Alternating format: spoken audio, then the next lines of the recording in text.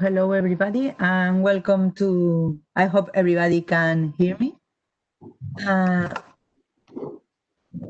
Welcome to this webinar, this COPKIT webinar that will be presented by Sven and Mina from AIT and Faisal from IBM.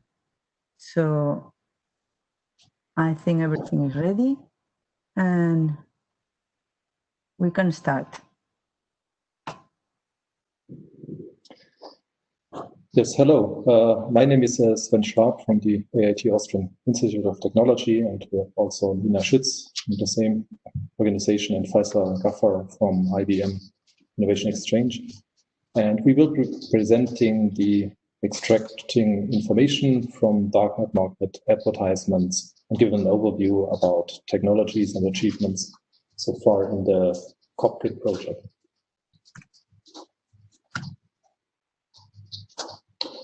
So first, I will give an overview about the named entity recognition and relationship extraction. The overview of the components is that we have on the one side components for annotation and model creation, and on the other side for information extraction, which you see in the boxes on the left side. Annotation and model creation is a component for manual annotation and for the model creation. And on the other side, we have information extraction, which is named entity recognition and relationship extraction components. On the right side, you see that this is connected to a dataset repository because annotating texts means that you create datasets. So you need some means to manage these datasets. We have working directories, which is where the data is stored and generated, and works also as an interface to other work packages, so results from other work packages, like, for example, the harvesting component produces data that we store in the working directory to then start the annotation process. And it is connected to a dataset storage, which is where you then safeguard your results from the annotation and the model creation as well.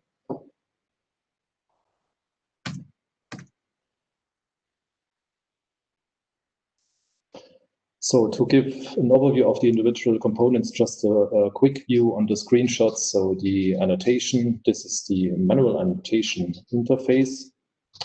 So this is an interface where you can start the model creation process, selecting the data source data set and also the processing pipeline here in this example for named entity extraction. This is a view on the working directory where you can explore what data sets are stored in this working directory that you can choose later, for example, to do the annotation. And this is an example of the named entity recognition interface where you get a text and then highlight the individual named entities that are recognized in the text. And this is an example of the relationship extraction, which takes the entities and relates it to other entities in the postings. Additionally, there is a search and access interface because if on the long term you are creating many data sets, it's useful to have a search as so the data sets are indexed, and then you have some search capability to find individual data sets. Additionally, there is a storage and search API, so integration is possible. In our case, that helps us integrating with other work packages that produce results and can make use of the data across work packages and to integrate with other components. I want to give a brief overview about the complete workflow that we're using here for the annotation and information extraction. This starts on the left with what we call a bootstrapping step, where you do batch annotation and manual review adoption by domain experts for a given use case. So this helps if you have a new use case with new texts, you don't know anything about it, and you can start using regex tools to do batch annotation and to quickly get some ground truth that you need for the next step, which is the model creation, where you can start this model creation process. And then you go and can refine and adapt. That means either adding new examples to the test and training data corpus, or to review individual annotations by multiple domain experts if needed. You repeat the model creation step again. As soon as you're happy with the evaluation results, you go to the application step, where the models are applied to on real data sets, so to say, to get results for a given use case. So we'll start with the annotation interface. This is how the annotation interface, what we call Recogito, looks like. So it is on the left side, you see possibilities to browse, so to switch between individual postings, which you can select, and then do the annotation. You have several means that help you doing the annotation from a predefined vocabulary. The vocabulary can be extended in the interface as well, so that in this case, for example, you have two. On the one hand, you have a weapon. Pistols is annotated in this case as a weapon, and world is annotated as a location.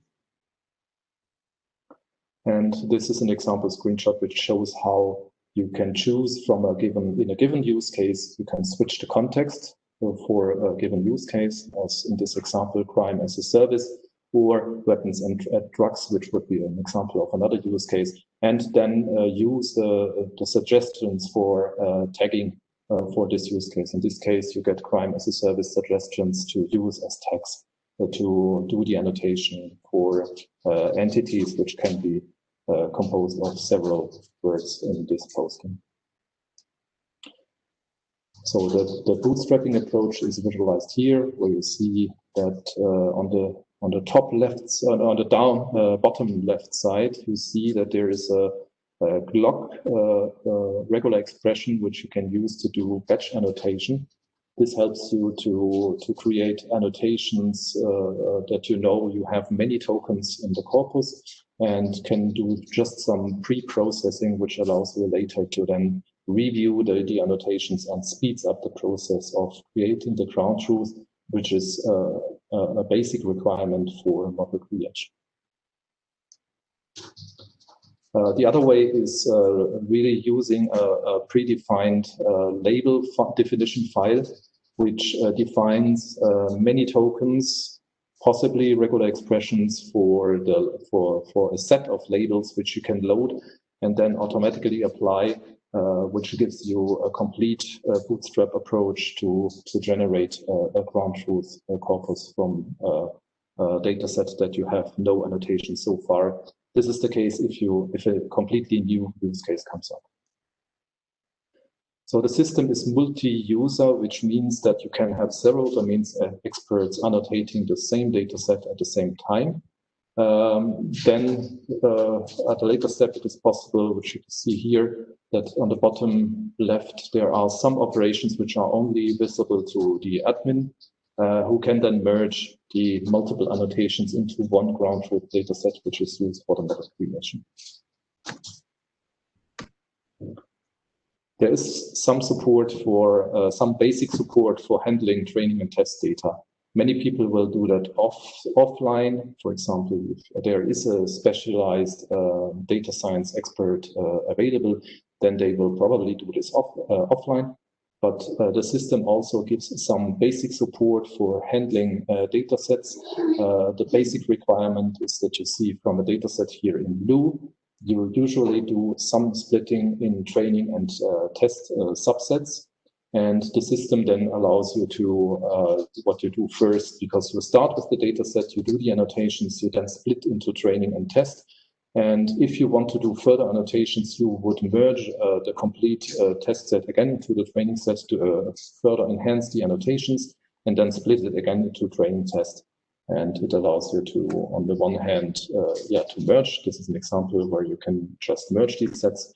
And this allows you to split the training and test data set according to a specific relation here. 80 to 20% is the parts of training and test data set. This is chosen here and can be adapted to what you want.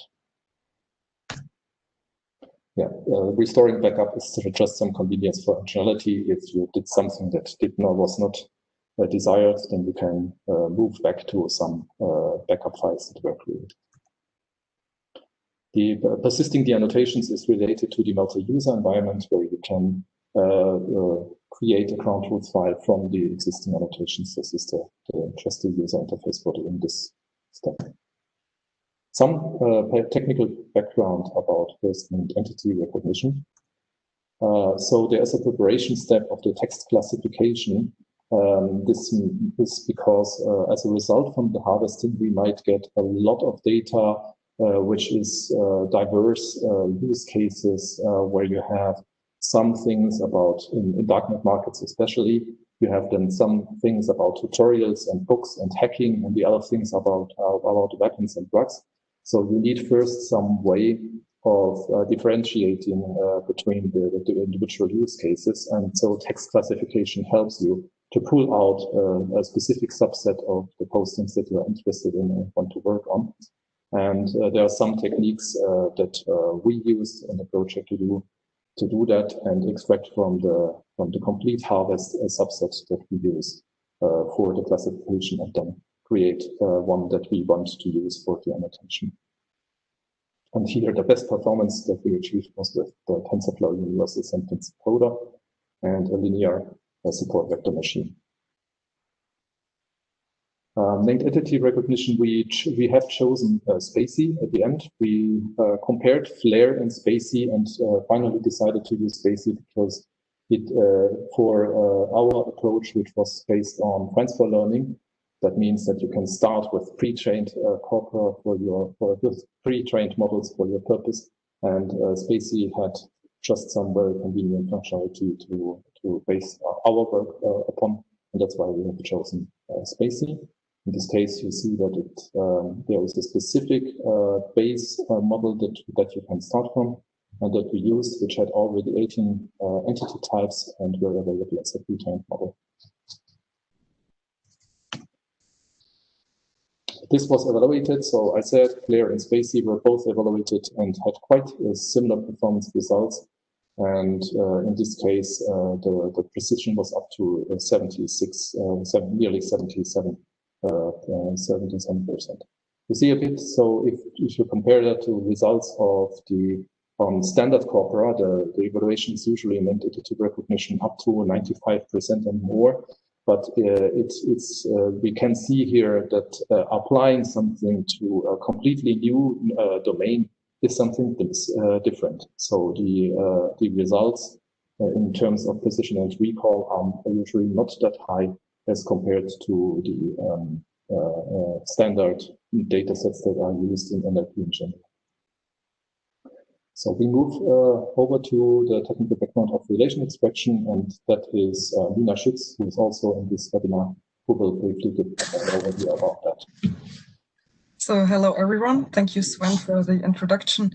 Currently we are still applying the relation extraction task, so we focused right now on getting to know what's the state of the art right now for relation extraction, and we focus on transformer models which can be pre-trained on smaller data sets and used for several natural language processing downstream tasks. And currently there are already more than 10 papers published with BERT, R-BERT, Roberta, GPT, and they're mostly trained and evaluated on the Samuelville task from 2010 and the TACRIT dataset. And the most common approach used for relation extraction is on a sentence level. However, they also publish papers about semantic role labeling and joint approaches like named entity recognition and relation extraction together.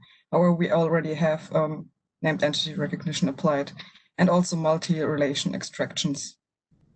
Please go to the next slide. Thank you. And how Sven already said, the entities are already annotated in our data set. But we don't have the ground truth for the relations yet. So we looked into unsupervised relation extraction, or if we use already labeled data sets, such as the Samuelville task for over 10 annotated relations. And we have two models that could actually fit for our approach. There's firstly R-BERT, which is an implementation of BERT, Roberta, and R-BERT, and it's a sentence level task, and OPENnre, which is just based on BERT, but they have different levels for the relation extraction, which I will show you in the next slides. Yeah, thank you. So here you can see the standard approach of using a transformer for relation extraction. Usually the entities have to be marked in the pre-training already, and on the fine-tuning you extract the relations. So to the next slide, please. Here is an example of OPENnre. So they have on a sentence level, then on a bag level, so you cluster different sentences which have similar relations together, then on document level and on viewshed. So you actually take a query and apply that on your data set. And we probably go with the approach from OPENnre because we can figure out on different levels what our relationships actually are in the data set. Thank you. And yeah.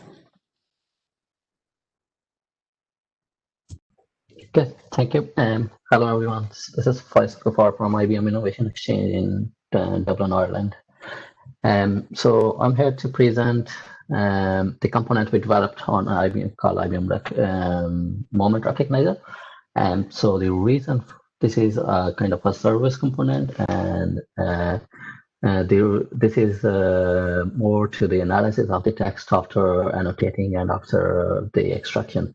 So, let's imagine a story, an analyst, who would like to extract the information from the DNM forums, because there we have the advertisement extraction from named entities and relationships. We also want to know what people are talking about different products in the darknet markets. So here we process the forums data. So the mainly purpose of this component is to understand the thread discussions, and then also extract maybe the topics and the trends over time, and then also maybe experts, by buyers and sellers, who, on a particular topic, who are the people who are providing the information in those discussions. So the overall flow, if we can go to the next slide, please. So before I explain the overall flow, the whole purpose of this component behind the end product, I want to talk about what we get at the end of this component is that we have unstructured text, raw text data.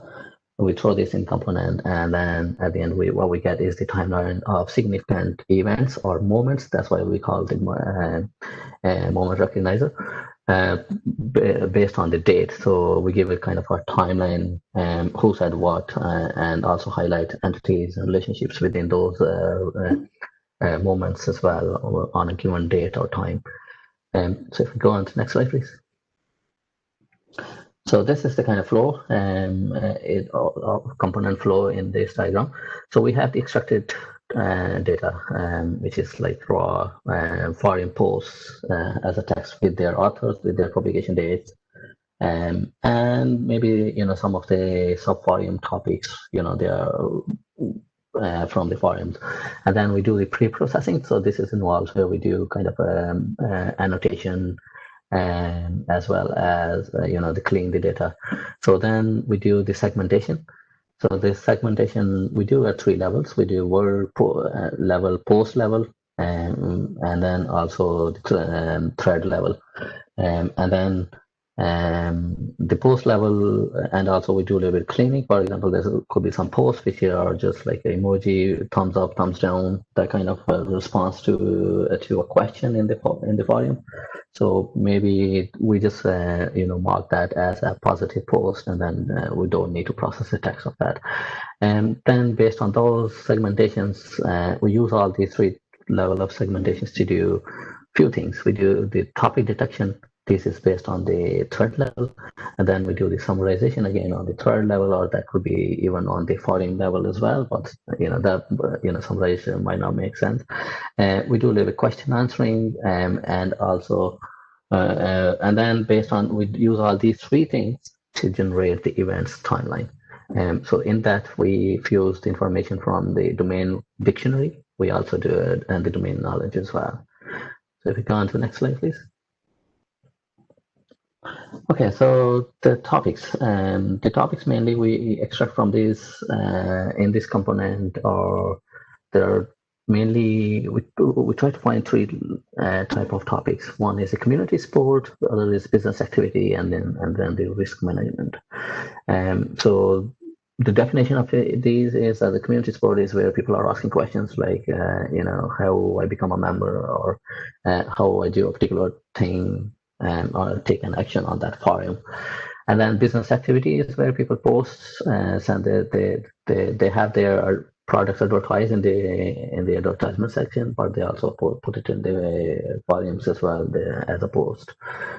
So this is related to business activity, and they're talking about shipment processes and then the risk management is about where people are worried about their, let's say, money. How to send the money, if my money is safe, or how will I get the shipment, and all these kind of posts.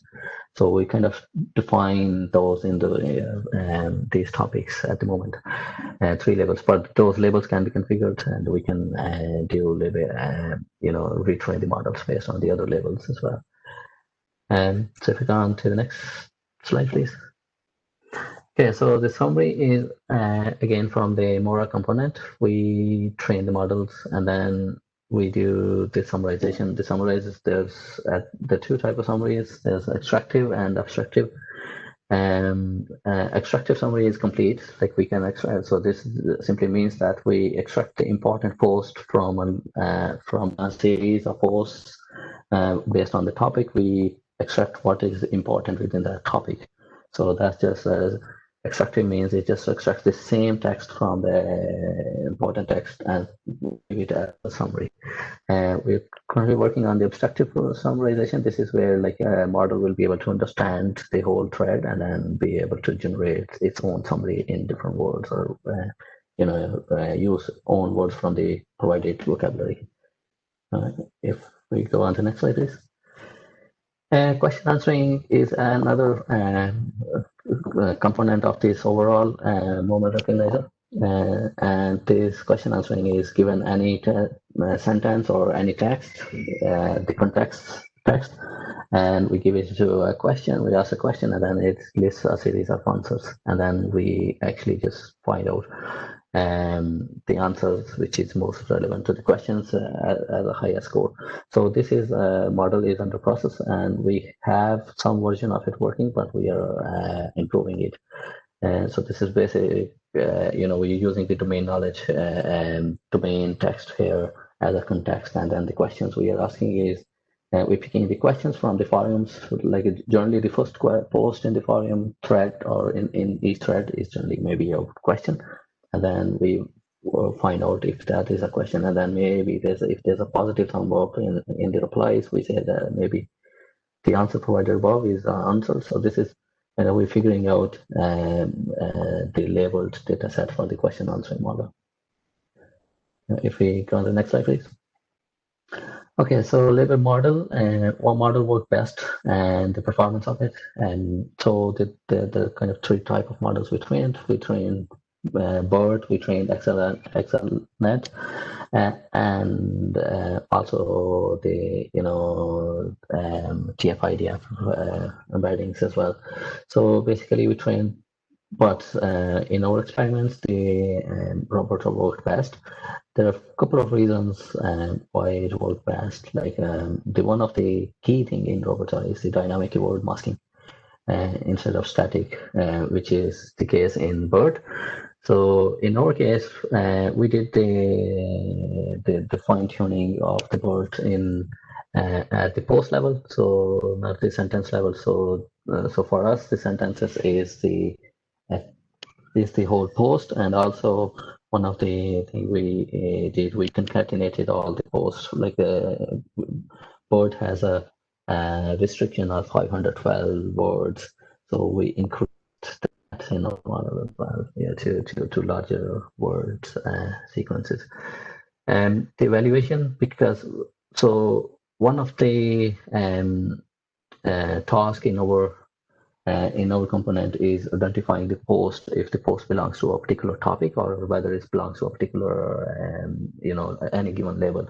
So we did multi-label classification using this R-BERT model, and for that the best evaluation metric we used was label ranking average precision. And then this label ranking basically it just looks at each label and its output in a given sample, and then it's kind of an average precision score for based on the labels within the sample. And so we achieved about 96% accuracy with R-BERT. The other ones were very low, but you know, definitely that required a lot of fine tuning and relabeling the data and providing the domain vocabulary as well. Now, if you go on to the next slide, please. Okay, so yeah, just as a summary, what we have in this component is there are different models trained within the component, and they're working together to give events timeline or the moments timeline. The one of the is the multi-level categorization. So this is just taking each post or threads, combining them together, then finding out if they belong to coding, hacking, trafficking, drugs, and similar we can do with the topic detection as well. And we also have trained the language model. So this is just to train on to get embeddings of the text in the domain, and the summarization is to extract the summary important posts from the topics, and then also the topic detection. This is based on the embeddings from the language model, and then we use that to detect the topics. Similarity search, we also given any text, we can also extract the similar text within a large set of thread, let's say, or the forums. And then the question answering, as I said, is we improving it. And finally, the trade network extraction. This is still in process. These two components or the models, I would say, and these are the you know, where we extract the important exports within each topic. Now, if you go on the next slide, please. Sorry if you hear the background noise. That's my kid. He's knocking on the door. Okay, so this component is available as a REST API, and at the moment, and it's available as a service rather than the UI. So that we have different services available for you know, summarization, extract metadata, and this is just to extract the metadata just extracts things like all the entities available within a given text, what questions we can ask, what answers we can ask, and as well as what is the summary of each thread within that text. Now, if we go on to the next slide, I think that's it from my side. Any questions or?